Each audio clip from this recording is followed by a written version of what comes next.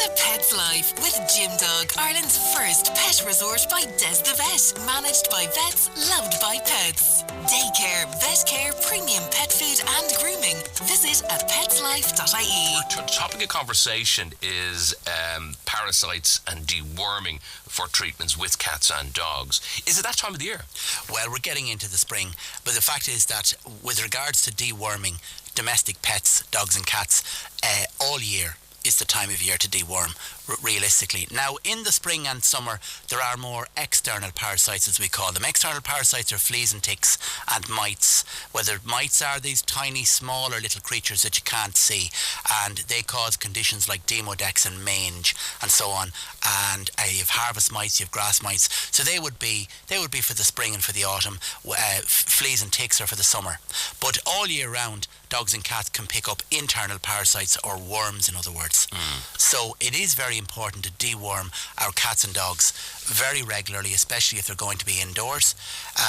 So we talked about it briefly last week, and that's why I thought we would expand a little on the worming issue this week, because the information and the recommendations around deworming pets has actually changed in recent years. Right. Is that for both cats and dogs? It is. Or actually, I know it's cats and dogs, but are we talking about any other animals as well? Well, from the point of view of zoonosis, that's the human health risk. I think it's important just to think about our pets, because our pets live nowadays in very close proximity to ourselves. Now, every species of farm animal, domestic animal, pet, they all pick up parasites, they all pick up worms. There's a whole species of a world of worms out there that parasitize mammals, parasitize all our domestic animals.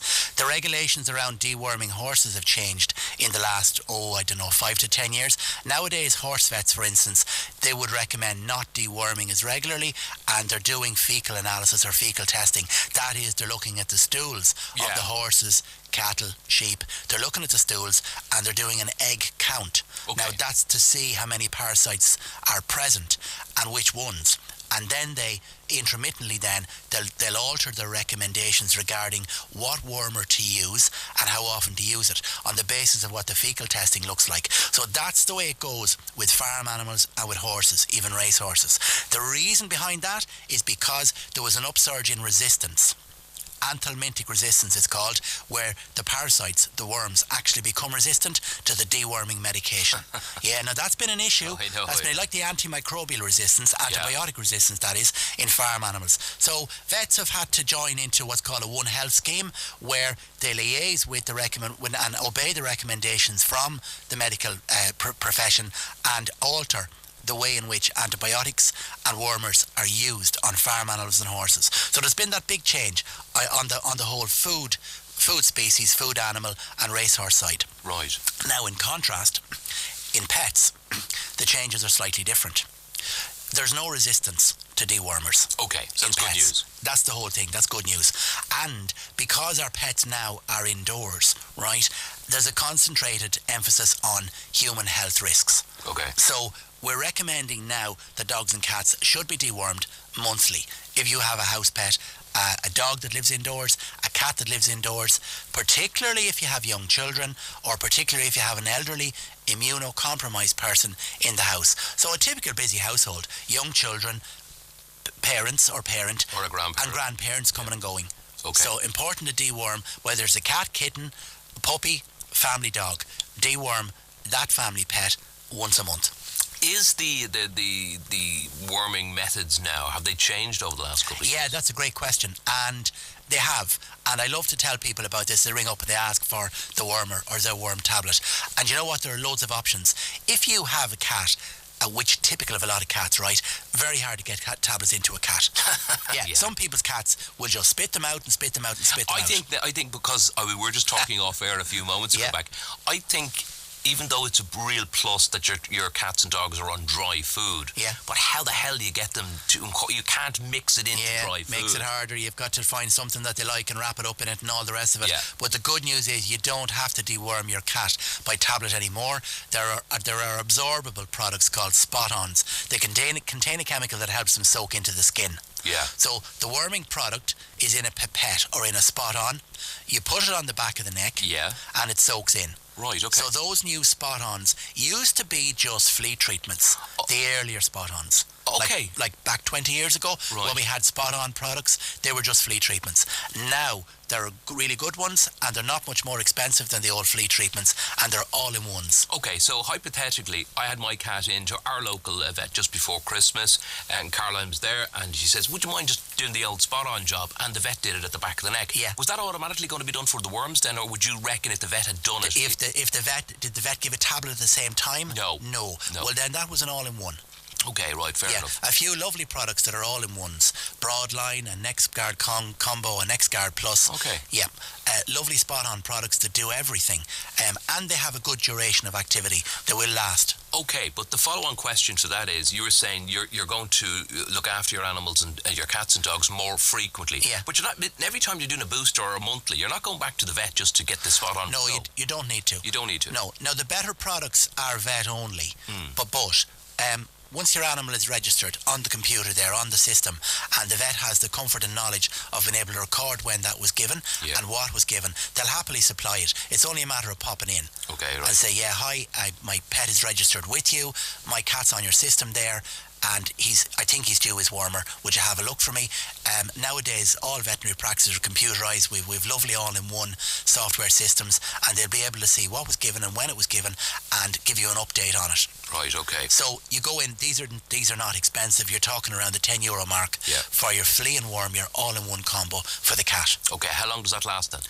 That will last a month. And as I say, look, you'll get away with following the old recommendations of doing it 4 times a year if your cat probably is not a house cat. But if you have a house cat, hypothetically you have a litter tray in the house which has to be cleaned out every day and so on. Now these litter trays, they're an absolute minefield of bugs and microbes. I can imagine, yeah. Yes. So if you're a family with young children and grandparents visiting and all the rest of it, and you have an indoor cat with a litter tray in the house, right, your cat should be dewormed monthly.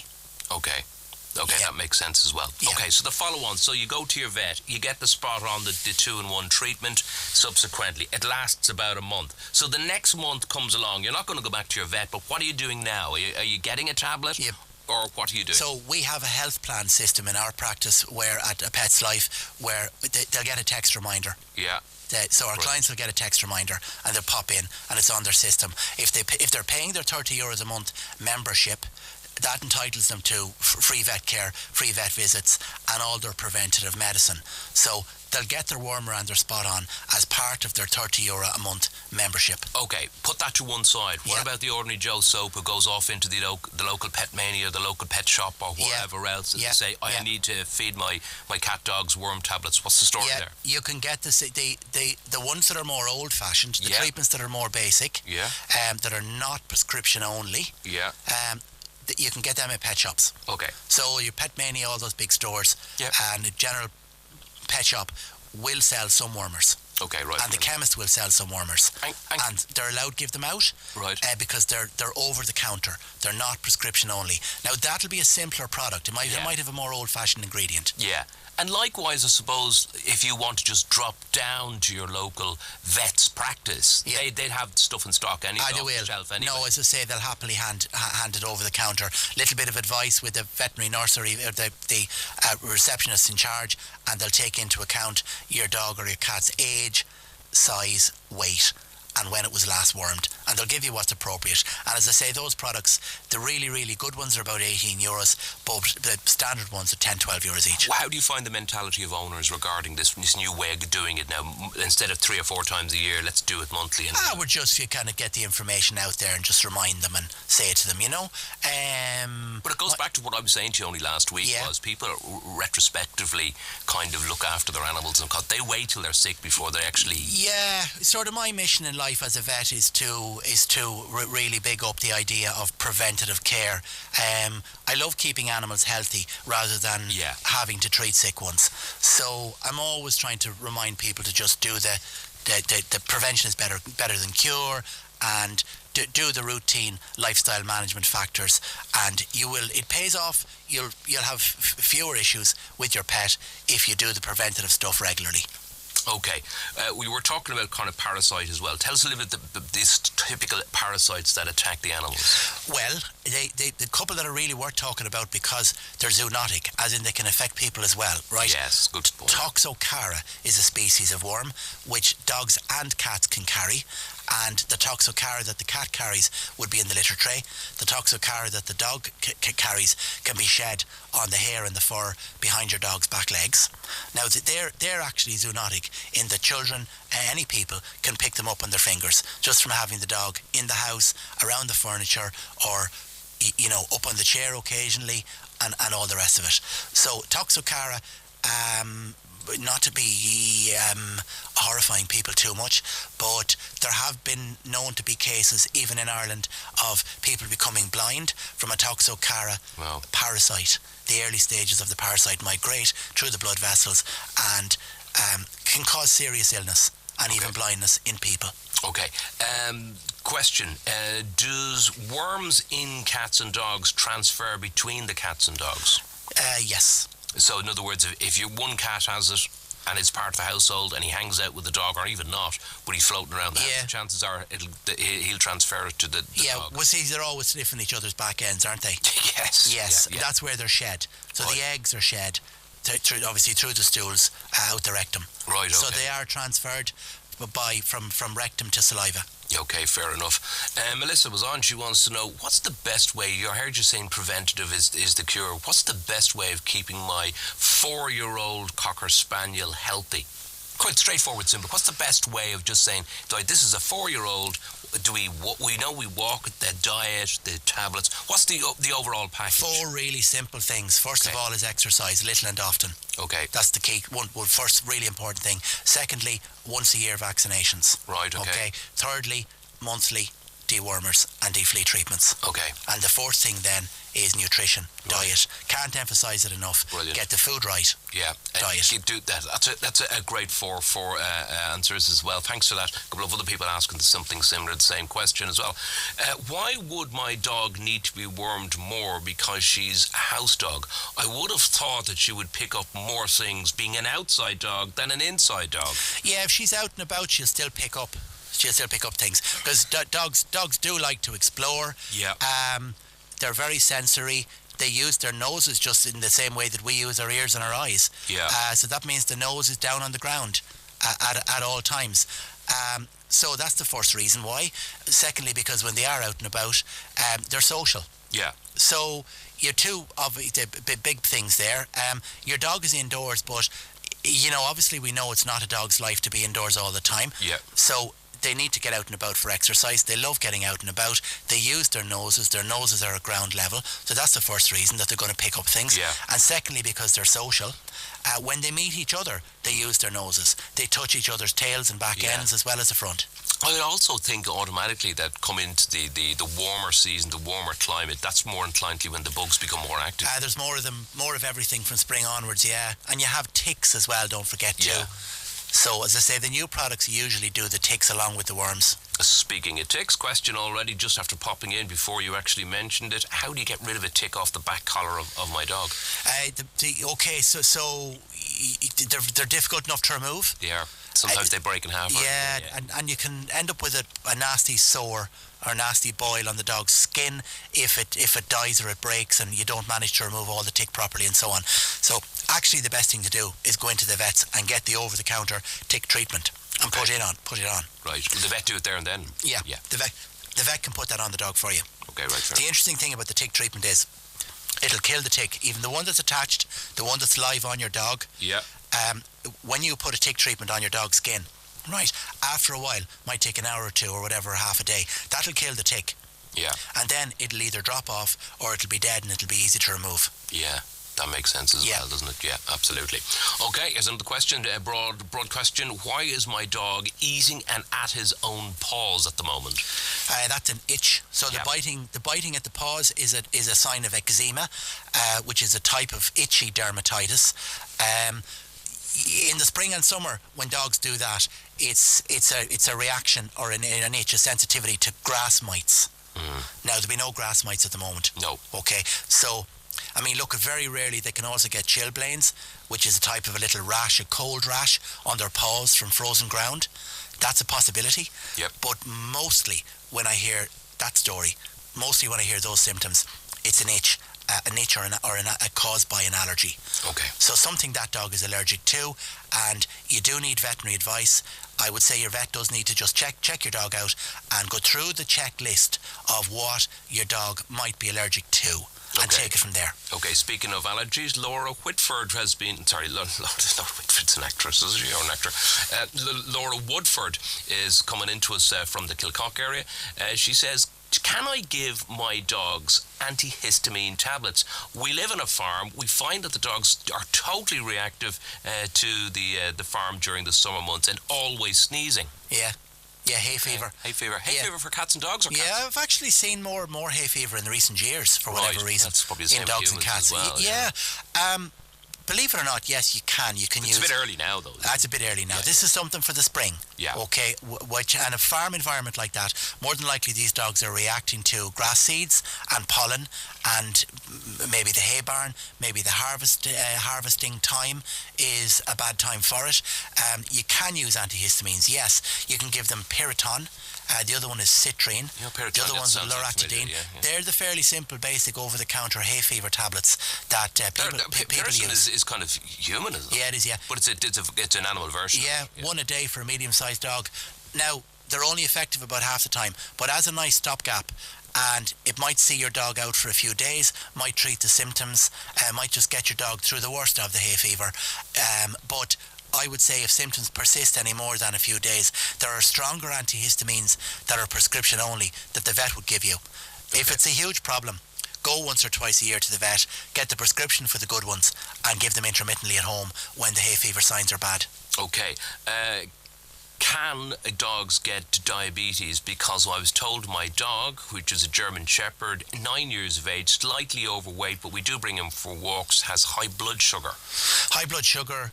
Well, it depends how high, but absolutely that's an indicator of diabetes. Right. Diabetes is common enough in dogs. Is it? Okay. Yeah, okay. Not so common in cats, common enough in dogs, but it's been known to occur in both dogs and cats. Probably just about the same frequency as diabetes in people, to be honest. That's the congenital form now. Interestingly enough, dogs and cats, they don't tend to get the acquired form. So the type 2 diabetes, which is the lifestyle diabetes, which people will get from middle to old age, and it's, obviously down to bad diet and bad lifestyle and all the rest of it. So type 2 diabetes, we all hear this from the medical people all the time, it's on the rise in humans. Dogs don't seem to get type 2 diabetes, but type 1 diabetes is fairly commoner than you think. So obviously on the face of it, based on what that listener is telling us, that German Shepherd probably does or could have diabetes. Okay, and is it diabetes when it comes to animals, if once it's diagnosed, is it a case that it's on medication for life like humans, or is it a case that you just manage it and try and get the dog healthy? Yeah, no, proper bad diabetes, yes, unfortunately. If it's diagnosed as if your dog is diagnosed as type 1 diabetes, the only treatment options available to us, unfortunately, still are the little insulin injection. Okay, a message just came in, doesn't say who it's from, I think it's from Davison. Joe says, cinnamon in the food reduces blood sugar. You couldn't put cinnamon to animals. Never heard of that. I don't think a dog would eat it on its food. Yeah, maybe it would, but I don't think so. I don't know, I doubt it. I mean, animals are a bit peculiar when it comes to the sweet stuff. They are indeed, yeah. Yeah, when it comes to stuff like that. Good comment. I haven't heard of that one before, but thank you very much as well. Go back to your 4 things that you must do. Just a couple of people asked. Oh, the lifestyle factors. Yes, yeah. The blueprint to a healthy pet. Yeah. Okay, once a year vaccinations. Yeah. And I'd include the kennel cough in the vaccines. Very important. There's a lot of it out there. We call it canine cough nowadays, not kennel cough. Yeah. There's a lot of it there. It's caused by Bordetella, a bacteria, and a virus called adenovirus. Okay. So your once a year vaccinations, parvo, distemper, lepto, those are the diseases we vaccinate against once a year. Less common than they used to be because vaccination levels are good. Okay. So vaccination, number 1. Okay. Number 2, for the house pet, monthly deworming. For the outdoor dog or cat, less frequent, but probably 4 to 6 times a year, deworming. Brilliant. Okay. Third factor, exercise, little and often. regular exercise. I think that's the key to it as well. Yeah. Because a lot of people just bring their dog once a week out for a 2-mile this run. thing is a bit of a walk on the lead. People that live in cities and they can't let the dog off the lead. A walk isn't enough. Yeah. Right? A walk wouldn't keep you and I fit, John, either. No. There has to be cardiovascular exercise. Your heart needs to be pumped. Okay. In order to get you fit, keep you fit. Yeah. Right? Dogs are the same. They need a good run. Okay, so the third thing then, exercise, little and often, and that includes a good run. Brilliant. Okay, and then the fourth factor, diet. Can't emphasise enough, get your dog or your cat on the right food and keep them on it. And don't vary it, don't be messing about with the diet. Keep it simple and be consistent. Okay, and a great way to wrap up. Thanks for that as Lovely, always, John. Des. Thanks. And we're back again next week. Usual time. Have a good one. It's a pet's life with Gym Dog, Ireland's first pet resort by Des the Vet. Managed by vets, loved by pets. Daycare, vet care, premium pet food and grooming. Visit at petslife.ie.